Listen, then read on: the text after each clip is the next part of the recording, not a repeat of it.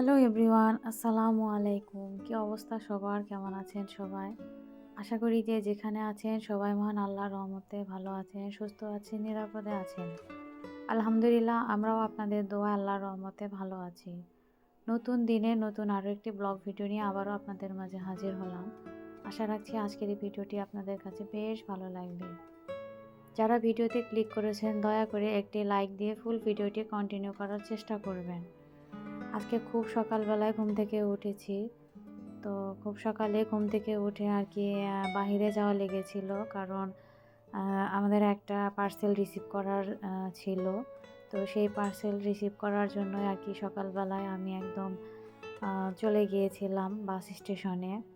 তো সেখান থেকে পার্সেলটা রিসিভ করে তারপরে এই তো রিক্সা নিয়ে আবার বাসার দিকে চলে আসছি। তো খুব সকাল দেখে কিন্তু খুব শীত লাগছিল, রৌদ্রের তো দেখাই নেই, প্রচণ্ড পরিমাণে ঠান্ডা। আর গাড়িতে উঠলে কি বলবো, মনে হয় যে ঝড় বয়ে যাচ্ছে, আর মনে হচ্ছে যে যেন বরফ হয়ে যাব, এই রকম পরিমাণে ঠান্ডা। তো খুব কষ্ট হচ্ছিল। তো তারপরেও আর কি বাসায় চলে এসেছি। তো বাসায় এসে কিছুক্ষণ রেস্ট করার পর আবারও বেরিয়েছিলাম। তো এখন যাচ্ছি হলো স্কুলে। তো আমার বোনের ছেলেকে আর কি ভর্তি করানো হবে। তো ওর স্কুলেই যাচ্ছি আজকে ওকে ভর্তি করতে। তো প্রায় স্কুলের কাছে চলে এসেছি।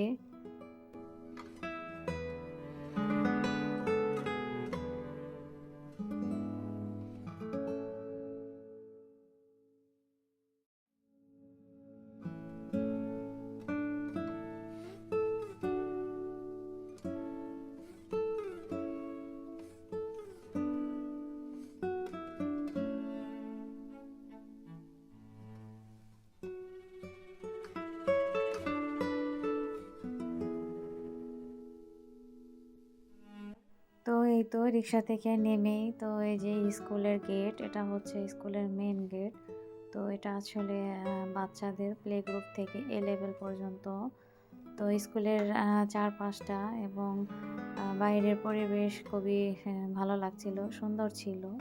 আসলে বাচ্চাদের এরকম খোলামেলা পরিবেশই আর কি প্রয়োজন হয়। আর শহরে কিন্তু গাদা গাদা করে বিল্ডিং থাকার কারণে কিন্তু খুব চাপাচাপি। দেখা যায় যে স্কুলগুলোতেও ওরকমই একটু চাপাচাপি টাইপের থাকে। তো এই তো মেন গেট দিয়েই ভিতরে ঢুকে তো আমরা এই যে প্রিন্সিপাল স্যারের সাথে কথা বলছিলাম। তো কথা বলার মতো আসলে তেমন কিছু নেই, কারণ নভেম্বর মাসে এখানে এসে ও আমার বোন এবং আমার আব্বু এসে কথা বলে গিয়েছে। তো সব কিছু রেডি করাই ছিল, শুধু আমার মা যেহেতু নভেম্বর মাসে মারা গিয়েছেন, তো এর কারণে আর কি ওরা আর পরবর্তীতে আসতে পারেনি। তো জানুয়ারিতে আর কি আসতে হলো। তো প্রিন্সিপাল স্যার আমার আম্মুর কথা শুনে সত্যিই উনি খুব দুঃখিত প্রকাশ করলেন। এবং তার সাথে এই ভিডিওটি আমি যেদিন করেছি তার আগের দিন আর কি আমার আব্বুর খালা মারা গিয়েছেন, আপন খালা। তো আসলে পরপর অনেকগুলো আর কি আমাদের কাছের মানুষগুলো আমাদের ছেড়ে চলে গেছেন। তো যাই হোক, আমরা ভর্তির কার্যক্রম শেষ করলাম। তো এখানে বই খাতাও নেওয়া হয়ে গিয়েছে। তো তারপর আর কি প্রিন্সিপাল স্যারের সাথে একটু কথা বললাম যে আপনাদের স্কুলটা একটু ঘুরে দেখতে চাই। আর যেহেতু প্লেতে ভর্তি করানো হয়েছে, তো বাচ্চাদের ক্লাসরুমটাও আমরা একটু দেখতে চাচ্ছি। তো উনি বলল যে অবশ্যই। আর আমরা যে টাইমে এসেছি এই টাইমে আসলে ছুটি হয়ে গিয়েছে, যার কারণে ক্লাসে কোনো বাচ্চা নেই এবং একদম খালি ফাঁকা ছিল। তো এই হচ্ছে প্লের ক্লাসরুম। তো আসলে বাচ্চাদের ক্লাসগুলো কিন্তু খুব কালারফুল এবং খুব সুন্দর করে ড্রয়িং করা থাকে, যা দেখে কিন্তু আসলে খুব ভালো লাগে।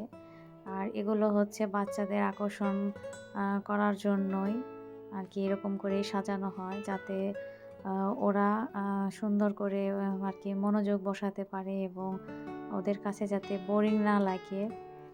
আর বাচ্চাদের স্কুলে তো খেলার জায়গা সবসময় থাকবে, কারণ ওরা খেলবে পড়বে, এটাই ওদের নিয়ম। তো যাই হোক, ক্লাসরুমটাও আমার বেশ পছন্দ হয়েছে, খুব ভালোই লাগছিল। আর এই যে আপনারা যাকে দেখতে পাচ্ছেন তারই হবে এই স্কুলটা। তো ওকেই আর কি ভর্তি করানো হয়েছে। আর এই তো ওদের এটা হচ্ছে ব্ল্যাকবোর্ড, তার সাথে টিভি আছে। আসলে বাচ্চাদের পড়াশোনা আম গুলো কিন্তু আমাদের খুব ভালো লাগে, আমরা যারা বড়রা আছি। আর যার ক্লাস তার তো খুবই পছন্দ হয়েছে।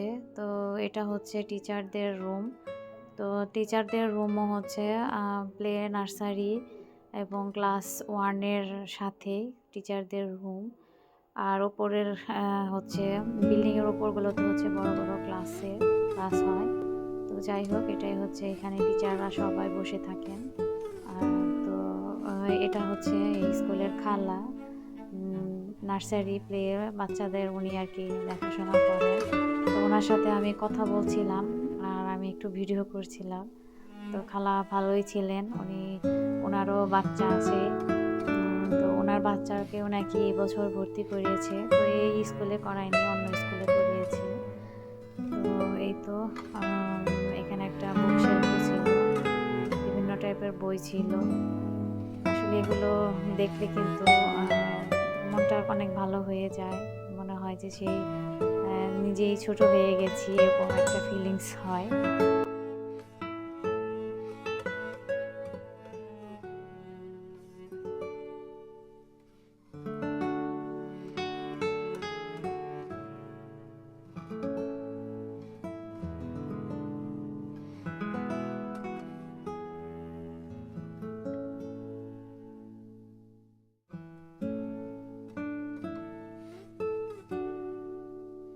তো যাই হোক, স্কুলের কাজকর্ম শেষ হয়ে গেছে। এখন আমরা বাসার দিকে রওনা হব। তো আমি একটু বাহিরের দৃশ্যগুলো আর কি একটু ভিডিও করে নিচ্ছিলাম।